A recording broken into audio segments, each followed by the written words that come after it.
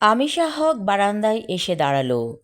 গল্পটা মনে হচ্ছে তিনি আরেকবার লিখেছিলেন। একই রকম কাহিনী হয়ে যাচ্ছে। একই রকম কাহিনী তার মাথার মধ্যে বারবার কেন ঘুরপাক খায়। পুকুর পাড়ে দাঁড়িয়েছে রীতা আর কামাল। জ্যোৎস্নায় ভাসছে চারপাশ। এটাকে মনে হয় আরও একবার রিপিট করেছিলেন কোনো এক গল্পে। কি করবেন? তিশার বাবার চরিত্রটাকে পাল্টে দেবেন ভাবছে আমিশা হক, দেশের একজন বিশিষ্ট লেখিকা। তার ডিভোর্স হয়ে গেছে, স্বামীর সাথে বনিবনা হয়নি। তার স্বামী পরকীয়া প্রেম করত। সেটা জানার পরে স্বামীর প্রতি শ্রদ্ধা ভালোবাসা একেবারেই চলে গিয়েছিল। বাঘের মতো হুঙ্কার দিয়ে বলেছিল তার স্বামী, ভালো লাগলে থাকবে, না হলে চলে যাও।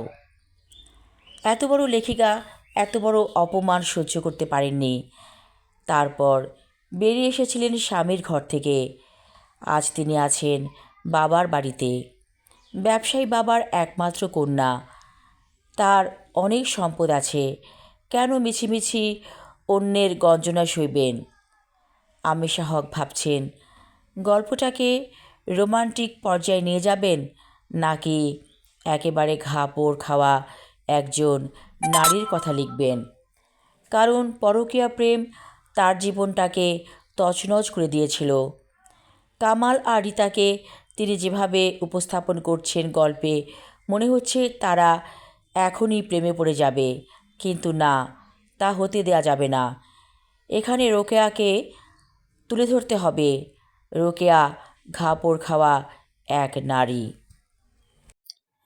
আমিশা হক সিগারেট মুখে দিলেন, কারণ গল্প যখন লিখতে যাবেন ভালো মতো মাথায় না আসলে তিনি সিগারেট খান। সিগারেটে চুমুক দিয়ে আমিশা হক ভাবছেন কি করা যায়, গল্পটাকে কোন পর্যায়ে নিয়ে গেলে ভালো হবে। নিঃসন্তান আমিশা হক ধোঁয়ার রিং উড়িয়ে দিলেন আকাশমুখী। ভালো লাগছে, অনেক ভালো লাগছে। পূর্ণিমার চাঁদ যেন গোল রুটি হয়ে ভাসছে আকাশে। একটু ছাদে গেলে কেমন হয়? হঠাৎ করে তার মন অনেক ভালো হয়ে গেল। তিনি সিঁড়ি বেয়ে ছাদে উঠে এলেন। দেখলেন ছাদে কে যেন পায়চারি করছে। তাদেরই ভাড়াটিয়া মঈন সাহেব। মঈন সাহেব একাই থাকেন ফ্ল্যাটে। তার স্ত্রী মারা গেছে, এক কন্যা থাকে প্রবাসে। মঈন সাহেব বললেন, আপনি এত রাতে ছাদে? আমিশা হক বললেন, এই তো একটু ঘুরতে এলাম। ঠিক আছে, আপনিও বসুন। এই যে সিমেন্টের বেঞ্চ আছে, এখানে চলুন বসি দুজনে। সিগারেট খাবেন? বলে আমিশা হক। মঈন বলল, হ্যাঁ খেতে পারি। সিগারেটের প্যাকেট থেকে একটা সিগারেট আমিশা হক দিলেন মঈনকে। আমি আমার লেখা ছোট গল্প তিশার বাবা পর্ব 2 পড়লাম। পরবর্তী অংশ থাকবে আগামী পর্বে। ধন্যবাদ।